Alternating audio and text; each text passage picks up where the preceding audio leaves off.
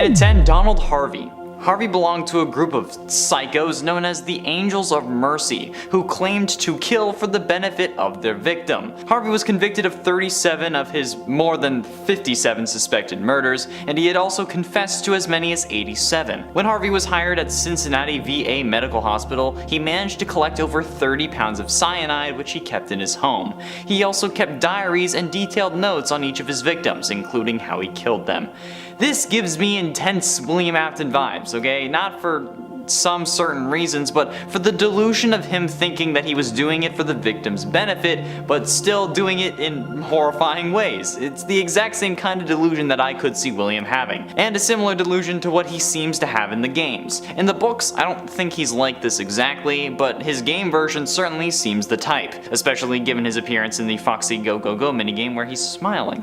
And at 9, Raincoat Killer. Hailing from the Deadly Premonition universe, this video game villain is the launching point for the game's story. The murder of Anna Graham sparked renewed interest in the legend of the Raincoat Killer. After the arrival of FBI agent Francis York Morgan, Harry began to keep a close eye on the case, intervening at seemingly random moments. He uses his aide, Michael Tolleson, to convey messages to York, telling him to take it slow and to keep his mind open to all possibilities. As York tried to solve the case, the new killer showed up many times. As more evidence surfaced, it became clear that George Woodman was the new Raincoat Killer. He had sacrificed the women of Greenvale in order to become immortal. Unfortunately for him, York was able to defeat him, ending the terror of the Raincoat Killer. Much like how, in the novels at least, William is searching for immortality thanks to the discovery of Remnant, and then is defeated by the Springtrap suit and Henry's multiple fires.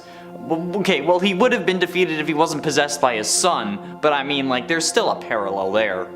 Right? And at 8, The Ice Cream Man. Suggested to me by Amanda, the Ice Cream Man comic series is a horror anthology of loosely connected stories that all share the common link of a mysterious ice cream man named Rick, who's also revealed to be Ricardus, who, while a seemingly ordinary ice cream man, possesses inexplicable powers which he uses upon unsuspecting people. Rick's nemesis Caleb, a man dressed in an all-black cowboy outfit, will sporadically appear in the series trying to thwart Rick's plans, sometimes successfully and sometimes unsuccessfully. Honestly, this kind of story is very reminiscent of William Afton and Henry's story, Afton being the ice cream man, which is ironic given what happened to Elizabeth, and Henry is Caleb trying to thwart William's plans, sometimes successful and sometimes not. But no matter what, William always comes back, just like the Ice Cream Man. And Ice Cream Man is very close to how I feel William acts with his victims. Like, he's all like warm and fuzzy, and then he just shoves you in the back of his freezing cold van and drives off. And at 7, Glitch Trap. Glitch Trap is the digital manifestation of William Afton that first appears in Help Wanted. Glitch Trap takes on the form of a man wearing a cartoonish Spring Bunny costume based on Spring Bunny's original design from a poster advertising Fredbear's Family Diner. He also wears a purple star-speckled vest, a purple bow tie, and 2 black buttons around the top of his chest like he's wearing a suit even though it's literally just fur. He also has stitches across his hands and across like the rest of his body because the suit is supposed to be sewn together because it's all fabric and not an animatronic. And he also has vivid purple eyes, which is the tiniest little pupil, and it's terrifying, which are the first thing visible when he actually starts to appear to the player's right. In blacklight mode, his eyes will actually turn blue with white circular pupils, and he has very large whiskers on the side of his face, 3 eyelashes for some reason on his eyes, and large arching eyebrows, making him just as surprised as I am. While he is unable to jump scare or really hurt you in the game, that does make him less scary, but he is certainly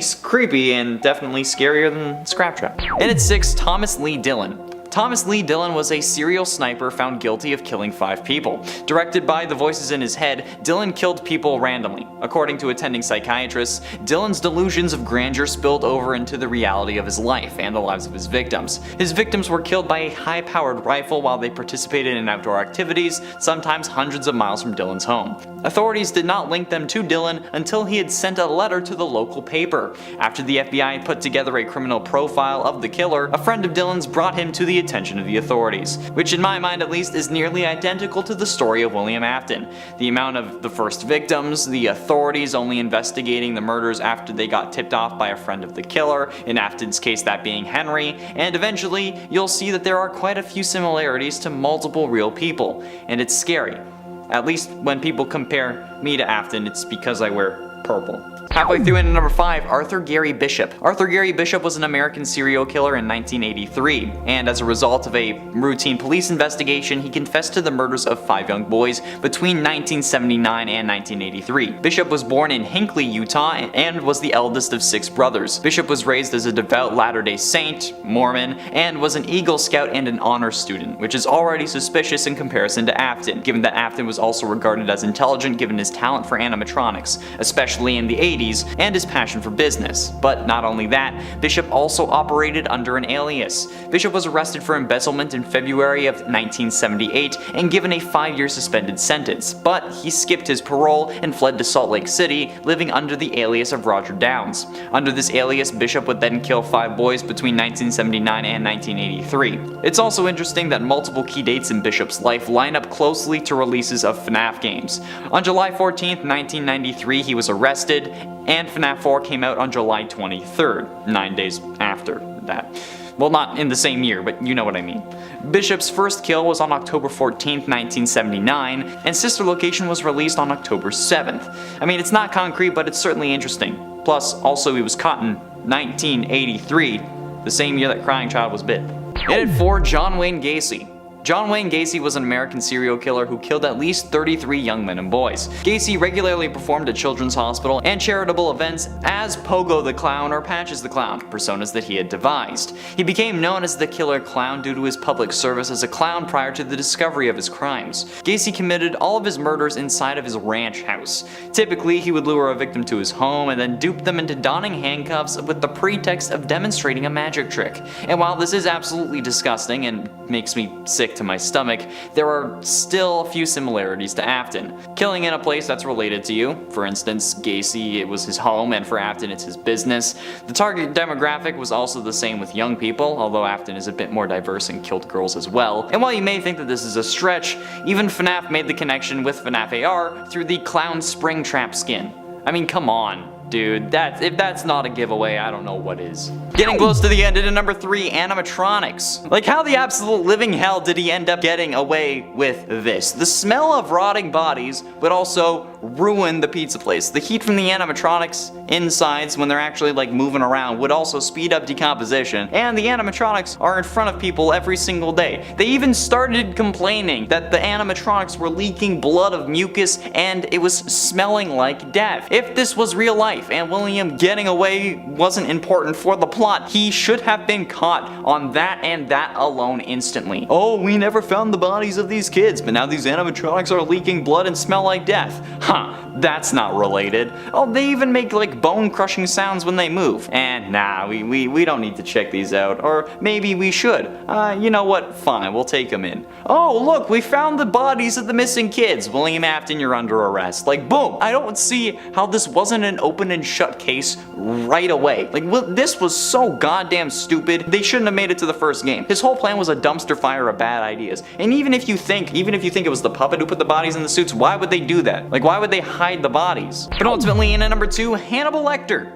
Hannibal Lecter is a fictional character created by novelist Thomas Harris. Lecter is a serial killer who eats his victims. Before his capture, he was actually a respected forensic psychiatrist, and after his incarceration he is consulted by FBI agents Will Graham and Clarice Starling to help them find other serial killers. His most iconic appearance being in Silence of the Lambs and the often misquoted line of "Hello Clarice, have the lambs stopped screaming?" And while you may not be able to find any similarities between Afton and Lecter, this one is actually confirmed as inspiration, at least for his voice. According to his voice actor PJ Haywood, in Sister Location, Afton's voice is inspired by Hannibal Lecter, in a way that he's unnervingly calm even when he's about to kill someone, which is supported by some of his novel counterparts' quotes. So yes, while it's not directly inspiring Afton, it inspired his voice. And finally, in at number 1, Robert Burdella. Robert Burdella is to me the seemingly perfect inspiration for William Afton. Not only did this man own a business called Bob's Bizarre Bazaar, where he reportedly sold human human skulls, he also seemingly started killing in 1984. The MO is certainly not the exact same. Burdella would drug and kidnap men that he met at bars or on the streets, but the same idea of killing people you meet in a restaurant is carried over to William Afton. There is no confirmed inspiration for William, but there are certainly a decent amount of similarities between these two. In fact, if you combine the 4 real serial killers I put on this list, Harvey, Dylan, Gacy, and Burdella, you would end up getting basically a real William Afton. I didn't go into much detail with these because, well, YouTube might get mad at that, especially when I'm comparing them to a fictional serial killer from a video game series, but who knows? Either way, I think it's a pretty solid combo of 4 killers, and that's kind of freaky. And at 10, Dave Miller. In the novels, Afton is described as being overweight around the time that the actual serial killings occur, but he eventually lost the weight while in his Dave Miller persona, which comes from the FNAF novels, particularly in the Silver Eyes. As Dave, William is stated to be tall and was described as being sallow and thin, with his skin sagging in appearance. His face was poorly shaven and his eyes looked unfocused and sunken, I relate. His security guard uniform doesn't seem to fit him properly, and the uniform was grubby and torn in places. With his name tag hung askew on his chest, the scar on his neck was also ugly and curved, almost like a perfect half moon, and the same scar appeared on the other side of his neck. In the graphic novels, Dave is depicted as having brown messy hair and gray eyes. He wears a security uniform, his shirt is white, and his black tie and his black pants, and due to the spring lock failure incident, there are endoskeleton arm marks on him where his arms are. Yeah, you know, that's also where how he got the 2 scars on the back of his neck, the spring lock. In at 9, Vanny. Vanny is possessed by Glitch Trap, a reincarnation of William Afton, and appears as the main antagonist of FNAF Security Breach. It's also revealed in the Princess Quest minigames that she was the main protagonist of FNAF Help Wanted, the character that we play as, where she actually ended up first getting corrupted by Glitch Trap when we beat the game. She also plays a role in FNAF AR Special Delivery, but that's beside the point, really. Vanny wears a white bunny costume that has stitching all over it with a large pink tartan stitch on her left hip. Vanny is shown to be murderous and evil as she attempts to trick her target Gregory into falling into a trap by pretending to be nice and well-meaning as Vanessa. She seems to cower in fear of her master Glitch Trap as shown in scrap dialogue, but she also quivers when she's actually talking about him. She's also uncertain, based on her voice, when being confronted about her task, implying that she was first hesitant to kill people. However, by the time the security breaches come around, she's either already killed 9 children at the Pizzaplex, as seen in a newspaper article, although they could have also just been captured, or it's just that Glitch Trap has more control. And while she wasn't around much in the game, technically being possessed by Glitch Trap makes her a version of William, so suck it, haters. And at 8, Scrap Trap. William returned once again in FNAF Pizzeria Simulator with a new design, this time dubbed Scrap Trap. While he does retain some key physical details from Springtrap's design though, there are some major differences. Unlike his previous design where his interior was mostly machinery, now it seems to be almost entirely organic, and it shows his human skeleton as well as his old flesh, with 5 bony fingers on his right hand. And the reason as to why William is so much more detailed this time, probably because more of his body can actually be seen, and you can actually see his full body in like the alley in one of the boot screens. There are way more torn patches in his suit this time with multiple metal wires and exposed and other bits, and he lost his forearm for some reason. Half of his ear is gone, like the last version, and the rest of his right ear is gone. His feet now have fabric over them with 3 large toes. His eyes no longer glow and now they look completely metallic. The mask also has some significant differences with much larger eye sockets, a black nose, a square muzzle, a singular pair of buck teeth, and a row of at the top with like small sharp needle teeth at the bottom too, as well as just being differently proportioned, which begs the question, how the hell did this happen? Artistic license is the actual answer, but in universe I have no idea how his head got bigger. In at 7, Norman Osborn. Another suggestion from Amanda that I'm surprised I didn't think of first. Norman Osborn being the Green Goblin, but also the CEO of a very successful company, it seems like these two share a lot of the same ideas, or I guess rather the same concepts. Business owner who by night is evil and wreaks havoc without anyone really knowing it. But despite their secrecy, eventually people catch on and find out their secrets. Superpowers in the form of a goblin serum or being possessed by your dead son. So the two characters at the fundamental level are actually very much alike. The specifics aren't, which is really what threw me off, but it's a part of why we wanted Willem Dafoe to play Afton in the FNAF movie, right? Because he played this kind of character before with Norman. Plus, Norman and Afton kind of sound the same, just a little bit though. Osborn and William don't. But William and Willem do, so who knows at this point. And at 6, Purple Guy. William Afton is depicted as the purple guy in FNAF 2, a mysterious purple figure in the FNAF series. In the Take Cake minigame, he is depicted driving up outside of the pizzeria and then killing Charlotte outside of the restaurant. Finally, then he lures 5 children into the back room using cake, and then seen in the Foxy Go Go Go minigame, he killed them too. Those are the ones that presumably go on to possess Freddy, Chica, Bonnie, Foxy, and Golden Freddy. The puppet would then give them life in the animatronic suits to save their souls, possibly. Again, we don't know, it's FNAF, I don't know. The wiki is saying a lot of things like it's confirmed, but it's really not. But it is unconfirmed whether William or the puppet actually put the kids in the suits. In the second game, he is implied to be the night guard before Jeremy Fitzgerald, and then after surviving a week on the shift, he was upped to day shift because he complained about the conditions of his workplace. And he threatened to unionize. Get the employers sweating. Then he went on to kill 5 more kids. This version is mostly scary because I remember the lore of trying to figure out who he was, and this series came out when I was in the 10th grade. Alright, that's like when I was 14, since I was born in September and this was released in like the summer. Okay, Purple Guy was created after I was 15. It has been more than 5 years since Purple Guy's been a thing, and I've been suffering ever since. Halfway through into number 5, Crying Child. I've had a ton of people complain to me about how Crying Child's death wasn't William's fault since he didn't put Crying Child in Fredbear's mouth, and Michael did that, and then the spring locks failing was because he was crying. Mostly people were complaining about that on TikTok. However, to me, there is no logical way that an animatronic jaw would have crushed his skull. And you know what? Even not just to me. It should be to all of you as well. The spring locks, like, they weren't in use. They didn't have to keep the things to the side because it was in an animatronic mode. And even if it was, an animatronic jaw would require so much power to actually, like, accomplish the closing of that. So like the only way that Crying Child's skull could have been crushed was if Afton had intentionally superpowered the jaw of Fredbear, which would make sense if he wanted to use it as a kill machine, or maybe even a backup kill suit, or maybe he was originally planning on using Fredbear, but then after his son got crushed in it, he was like, yeah, no, let's move on to Spring Bonnie, okay? This is just the worst way of going about it. There is no way that this was a spring lock failure. The Fredbear suit was already in animatronic mode, meaning that the spring lock mechanisms, which are the things used to keep the robotic parts to the side, which are the things that would have failed, weren't being used. The spring lock failure problem comes from when those mechanisms are put under stress of keeping the robotic bits away from the person inside the suit, and then they fail, and then that's when all the metal parts go back to where they were. So if it's in robot mode, the spring locks can't fail because they're already in use, okay? Keep in mind, again, the term for spring lock in this context is referring to the parts that move the robotic bits away instead of the actual suit, which is also sometimes referred to as a spring lock, but I'm talking about the actual bits that would have failed because they weren't in use. And at 4, Clown Springtrap.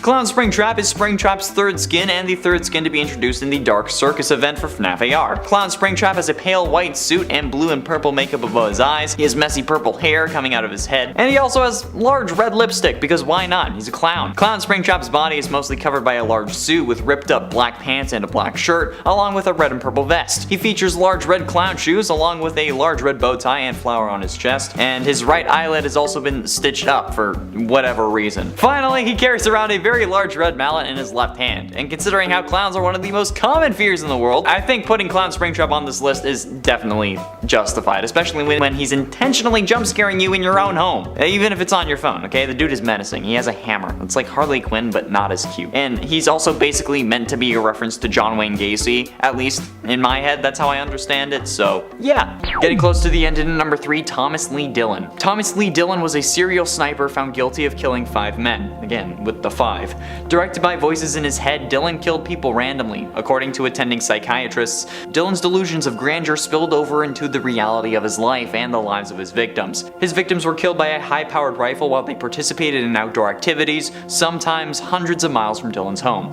Authorities did not link the killings to Dillon until he actually sent a letter to a local paper. After the FBI put together a criminal profile of the killer, a friend of Dillon's actually brought into the attention of the authorities, which in my mind is very close to the story of William Afton. The amount of victims, the authorities only investigating those murders after they got tipped off by a friend of the killer, in Afton's case that being Henry, the delusions or the voices in his head could be him being possessed. But honestly, a whole load of these people are just so much like William, it's terrifying. But ultimately, in at number 2, Springtrap Rule. One of the most terrifying things that, while not really has happened to anyone in any of the games is the sheer amount of famous internet rule images and videos that there are for these characters. Like, I get it if it's Chica, okay? But like, the worst thing that I think, at least for the terrifying scale, is Springtrap Rule 34 art. The rule basically being that for anything you can find on the internet, there will be some adult version of that content. Unfortunately, FNAF and even Springtrap are not immune to this rule. But just think about this for a second, alright? Just really think. Most people consider William Afton to be dead, even if he's not actually dead, which means that most people who look these things up are looking at a dead serial killer's rotting corpse stuck inside an animatronic that has shoved every inch of him with metal and want him to shove it into other things. And then think, yeah, damn, that's sexy. I've had people DM me these form of Springtrap images before and they have been instantly blocked. Like, dude, what? He's literally a man who should be dead but is being kept alive by the spirit of one of his victims, those victims being kids, and then you want to see him lubing up Troll Tower? Dude, this is the reason God is dead.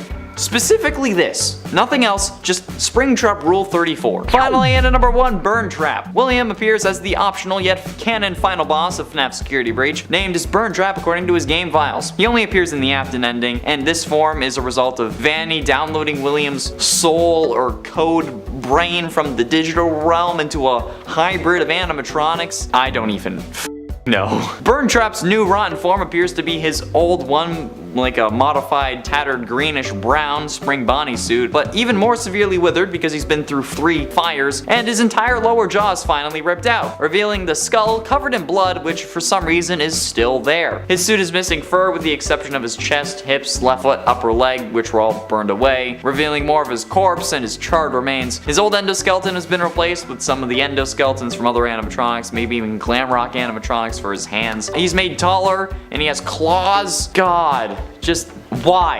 And at 10, Brian Wells. This is certainly an interesting case that you may not really think relates to William, but let me explain my thought process. Brian Douglas Wells was an American pizza delivery driver who was killed during a complex bank robbery plot. The plot involved a collar bomb, a scavenger hunt, the robbery itself, and a pizza delivery man. Following an attempt to rob PNC Bank, Wells was surrounded by police. That's when the bomb around his neck ended up detonating, killing him. And while his family denies that he was a part of it, investigators and a federal prosecutor concluded that Wells was a knowing participant in the bank robbery. However, he was told that the bomb was fake, and he did not know that his co-conspirators intended for him to die. Now, I think that it was probably detonated because he got caught and they didn't want him to rat on them, and that is the prevailing theory amongst these people as well, amongst the prosecutor and whatnot. But aside from being a pizza delivery man for Mamma Mia's Pizzeria, what possible connection could he have to Afton? Well, being killed by a device that was supposed to be safe,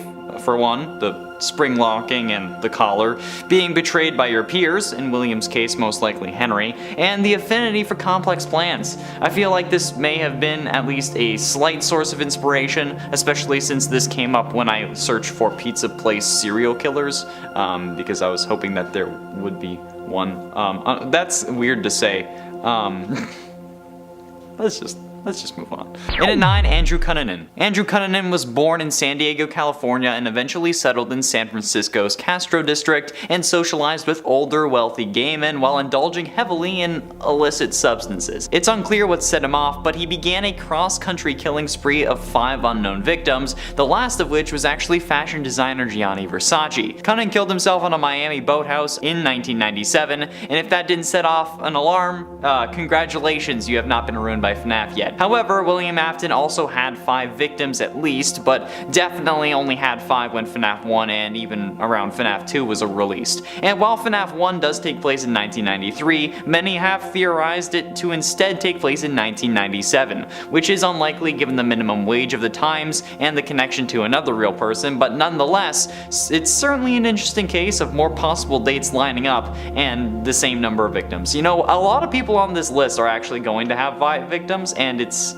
extremely creepy. And at 8, Nathan Dunlap. In December of 1993, after Chuck E. Cheese had closed in Aurora, Colorado, Margaret Kohlberg, who was the manager of this Chuck E. Cheese, was tallying receipts in the back room. While she was doing that, Bobby Stevens was scrubbing down the kitchen, and Ben Grant, Colleen O'Connor, and Sylvia Crawwell were all working in the main party area. However, there was someone hiding in the bathroom, 19-year-old Nathan Dunlap, who earlier that year had begun working as a cook, but was fired after an argument over his hours. But this time he was looking for revenge. He exited the bathroom and began firing, killing everyone in the building. First Sylvia, then Ben, then Colleen. Then he went into the kitchen, where he shot Bobby, although Bobby ended up surviving and was actually a key witness in his case. Then Nathan went to the back room, where Margaret opened the safe before being shot twice. Nathan filled her bag with $1,500 cash, arcade tokens, and keychains, but thanks to the security cameras, he was promptly arrested and sentenced to death. Thanks to MatPat and his first game theory on FNAF, this one is fairly well known, hence why it's closer to the top, but if I didn't include it, I feel like everyone in the comments would have asked me why, so there you go. And at 7, Henry. And while we did mention killing Charlotte, why didn't you off her dad after you realized that he knew everything? Like, why did you think that killing Charlotte would not have any consequences?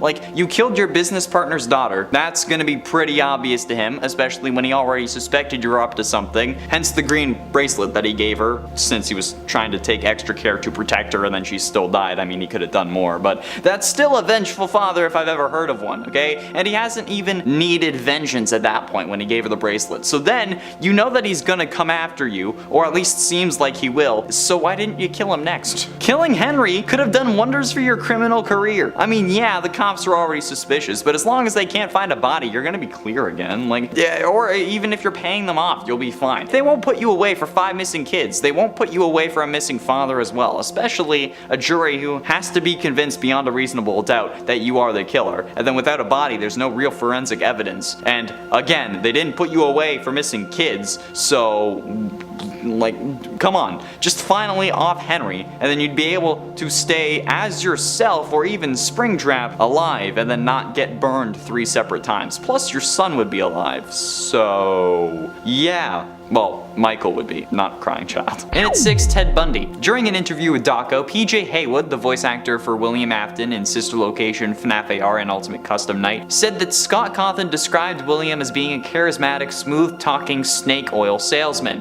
which coincides with Book William being able to convince anyone of anything. This is actually very similar to how Ted Bundy had been described. Bundy was regarded as charismatic and handsome, traits that he exploited to win the trust of both his victims and society as a whole. He would typically approach his victims in public places, either feigning a physical impairment such as an injury or impersonating an authority figure, before bludgeoning them until they were unconscious. While he did operate nearly a decade before Afton started his spree, those are merely just like year numbers. But one of the most interesting facts, however, is that in 1975, Bundy was arrested and jailed in Utah for aggravated kidnapping and attempted criminal assault. In Utah, where the games and the crimes of Afton take place. Halfway through in at number 5, Elliot Ludwig. Elliot Ludwig is a recurring character in Poppy Playtime. He is most known for his position as both the founder and overseer of Playtime Co. Elliot Ludwig is an old man with light skin, blackish hair, and an unknown eye color, probably brown, given that I think it's the most common eye color. He is seen wearing a suit during the first VHS tape in the beginning of Chapter 1, A Tight Squeeze, which seems to be an old Playtime Co. commercial for Poppy herself and for the factory tours that were once held there,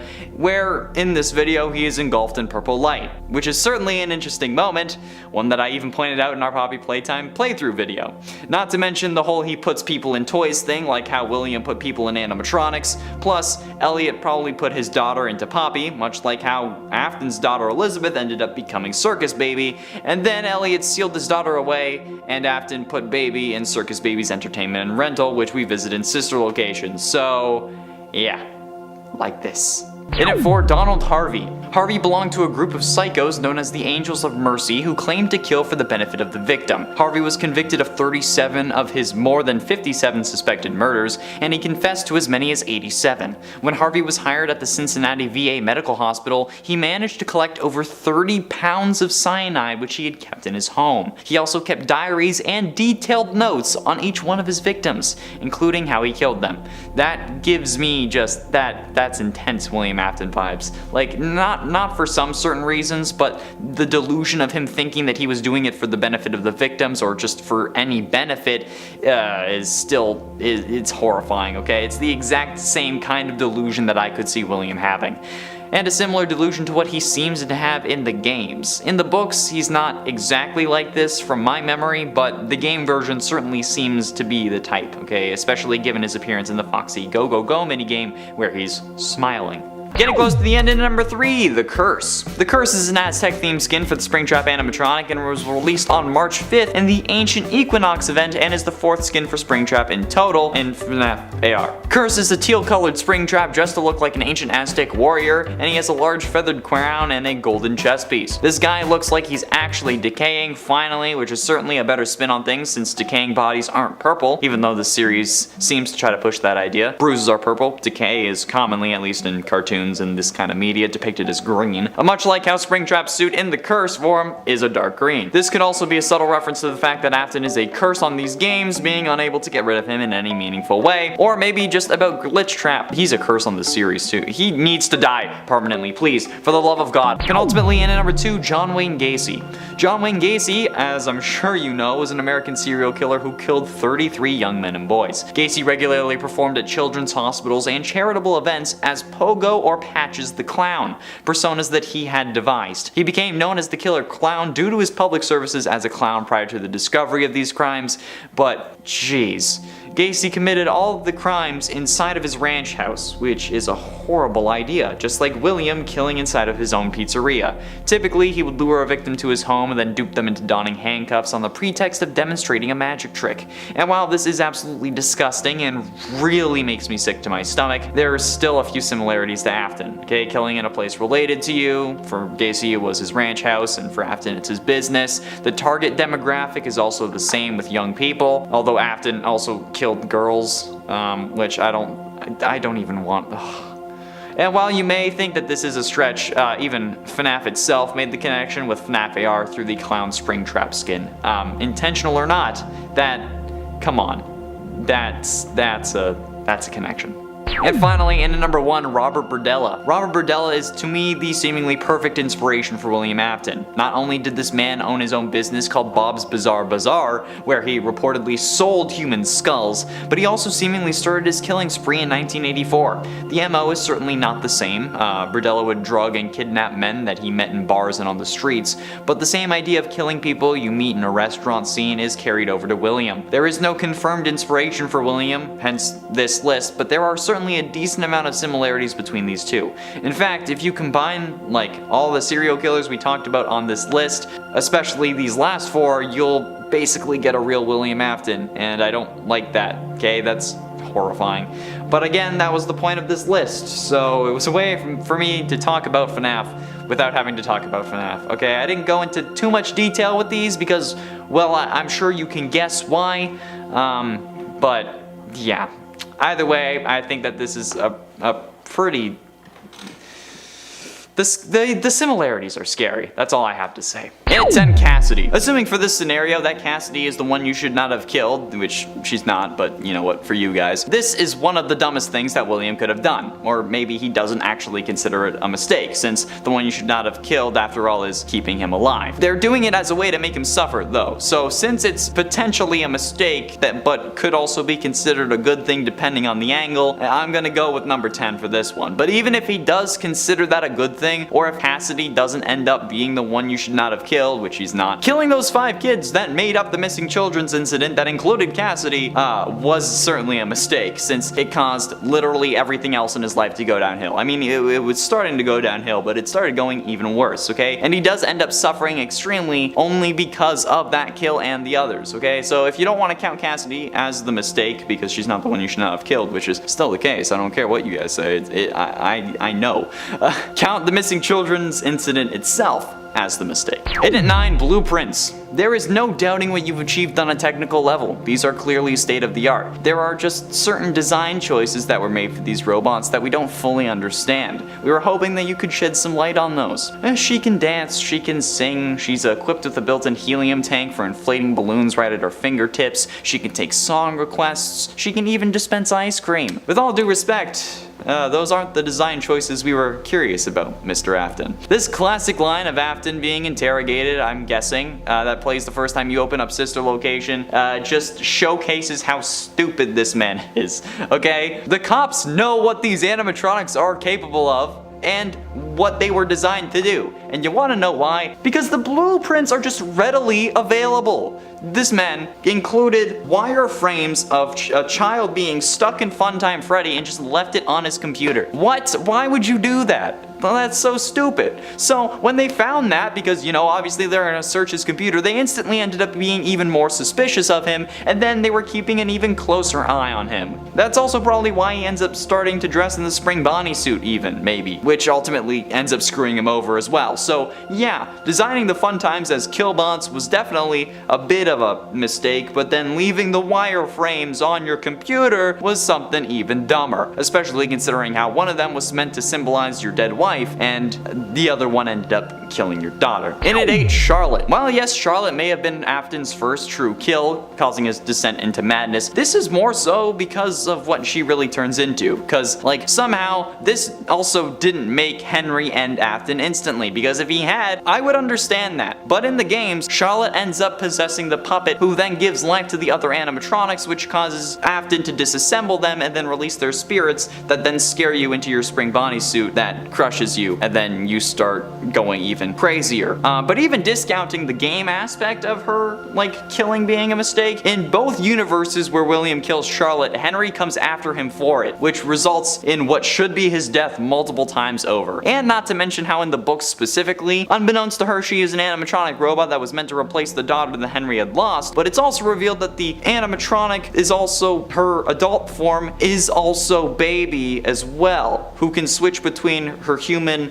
and baby form at will, and then her human form doesn't remember being Baby. So yeah, Charlotte in the books also ends up being Baby, which is just a huge mistake for both Afton, Henry, and Scott Cawthon. And at 7, Burke and Hare. The Burke and Hare murders were 16 serial killings committed over a period of about 10 months in 1828 in Edinburgh, Scotland. The two men who committed these killings, last names Burke and Hare, were doing it because they also sold the corpses to Robert Knox for dissection at his anatomy lectures. There's actually a shortage of corpses in Edinburgh, and thus people actually started grave robbing and selling the corpses rather than selling the possessions, since a loophole in the system only considered it a theft if the body was taken with its clothes. Naked corpses were fine to take though, apparently. They didn't really think that one through. These two were killing in the name of science, something that we suspect William was doing as well. However, they actually were, in a messed up way, contributing to the furthering of science, whereas William is only doing it for his own selfish reasons and to become immortal. After Hare was given immunity to confess to the murders so that they could convict Burke, Burke was sentenced to death. Shortly afterwards, his corpse was dissected and his skeleton was displayed at the Anatomical Museum of Edinburgh Medical School, where, as of 2021, it actually still remains. Oh, and by the way, the reason they're known as Burke and Hare was because both of their first names are William. Yeah. So maybe Afton's wife is named something similar. And at 6, Princess Quest. The whole reason Princess Quest is a thing in Security Breach was to lock Vanessa away and prevent her from regaining control of her own body, or at least all of it. So why did William create or allow for the creation of a sort of failsafe that allows her to escape? I mean, sure, they didn't expect some random kid to come along and figure it out, maybe, but given the track record of this series and Afton's life, you'd think that maybe he would have smartened up, at least after 40 fucking years. But, cause like, this is like having a self-destruct button on a bomb, or if the Flash has like a steal all my speed button that someone can just press, it's just stupid. Like, if you want something to work, why give it a way to fail? You know? Like, this is like probably one of the dumbest things that Afton has done. You know what, I think there are some dumber things, but depending on the way you look at it, it could have even been higher on this list. But seriously, like, what's the point to put a way to undo your evil plan? plans. Like, it's one of the most ridiculous things in this story. And I get that we can save her and have a good ending, but that ending isn't even canon. So like, we could have done without it. It's stupid at this point. William has the brain capacity of a freaking toddler. Halfway through into number 5, Springtrap. Springtrap is William's first physical incarnation, yet still his most iconic. Appearing as a weak yet still living William Afton, sealed inside the heavily damaged Golden Bonnie Springlock suit. This first version appeared in FNAF 3, and he had a very drab olive color with darker colors on his stomach and the inside of his ears, because you know, that's how they shade bunnies. And a great portion of his right ear was missing. His right, not his left, sorry about that. With a single red wire sticking out of the stump. Springtrap's entire body was torn and tattered with gaping holes bearing exposed wires encasing throughout, making him appear much more macabre looking than any of the other animatronics from the previous installments, although the nightmares would then take this and then up it to an 11. His green or brown and black nose had an irregular squarish shape due to deterioration, assumingly, with both of Springtrap's hands and feet being attached and generally intact. His legs are entirely stripped from the mid-shin down, fully exposing the endoskeleton wiring, the metal, and also his tendons that would have made up this section of William, at least if he wasn't trapped in the animatronic suit and had a lot of his leg taken up by robot bits. And keep in mind that Afton is still alive at this point, since the one you should not have killed was keeping him alive so that he could continue to suffer. So honestly, that seems pretty terrifying. In at 4, Elizabeth. Speaking of mistakes, what about your daughter? I'm kidding, although we can't really be sure if she was intentional or not, but rather, I mean, what about getting your own kid killed? Like, I don't know how William thought that this was going to work out for him. I feel like this guy just thought, like, how do I capture kids more efficiently? Oh, I know, I can make a robot to lure them in, and then make sure that my kids love the design so that I know it will work. Hey, honey, come here, dad wants your help designing this thing. Like, what? Because like then Elizabeth ends up making the most predictable move ever and then going directly against her father's instructions to see the robot that is basically perfect in her eyes. Like bro, like, William, why did you think that this was ever going to work out in your favor? Why did you think that this was going to just be all peachy? When has a kid ever listened to a parent? Especially at seemingly what her age is, especially when they might be loaded because you have a successful entertainment business, okay? Spoiled rich kids listening to their dads when they say not to touch a giant robot made specifically to appeal to their generation? Yeah, great idea. You are a special kind of stupid. Just like add a blacklist of kids not to take. Really. I mean, you have facial recognition tech in FNAF 2. So come on, just set up a blacklist. Just do it. Wait. Listen to the Shia LaBeouf and just do it. Getting close to the end in number 3, Joey Drew Studios. Joey Drew Studios, from the Bendy and the Ink Machine series, also known as the Workshop and the Old Workshop, is an American corporation and animation studio established in 1929. This is where he and his friend Henry Stein, along with all the other workers, collaborated for 30 years before the studio's downfall, producing a series of Bendy cartoons. In 1946, Joey Drew Studios was under investigation after reports of hazardous work environments, missing employees, harassment, and excessive back pay, as well as the company's danger of being bankrupt.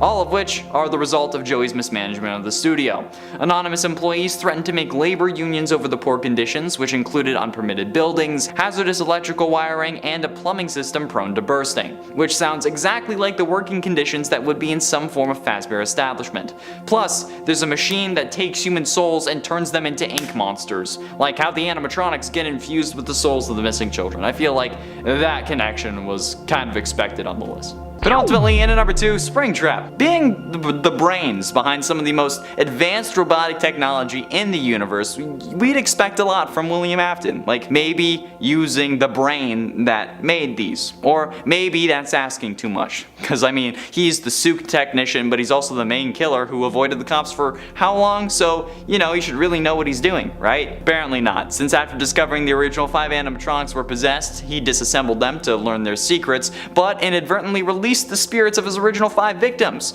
When seeing them, he ended up panicking, which is kind of reasonable in my eyes because, you know, they're freaking ghost kids, but also they're ghost kids that you killed. So then this absolute animatronic genius, the technician that handles the suit maintenance and has explained to every employee the proper procedure for the Springlock suits, including the Spring Bonnie suit he uses to kill people, ends up climbing inside the suit in an attempt to make himself feel more powerful and scare away the ghost kids. However, dumbass didn't notice the moisture of the room, the leaking ceiling, and just his probably sweat, which caused the spring locks that were active in this moment since it was in suit mode to fail, which would have killed him, if only. And finally, in at number 1, the platinum rule. The biggest mistake that William has ever made, and I will stand by this until the day I die, was the fact that he killed people in his own establishment, okay? It's unknown if this was always his intention, or maybe if he planned to kill somewhere else and then just was like, now I'll do it here. But, like, come on. Who the absolute hell thinks that this is a good idea? Who in the comments wants to justify killing your prime demographic for your business? Okay, dealers don't kill their best customers. It's bad for business. So why would William think that this is a good idea? Literally go anywhere else. This is basically just killing someone in your house. Okay, it's putting unwanted and unneeded scrutiny on everything you do. You even end up getting banned from going back while the investigation is underway. It didn't help your business either, okay? You had to close the first location, resulting in you opening another one that killed your daughter, and then you had to close that one and open up a new one, which ends up getting closed, and then you get locked in a room for 30 goddamn years, okay? This one mistake leads to literally everything else in the series. You don't do that. The platinum rule, we learned this from Barney Stinson. Don't crap where you eat, okay? If you just don't do it.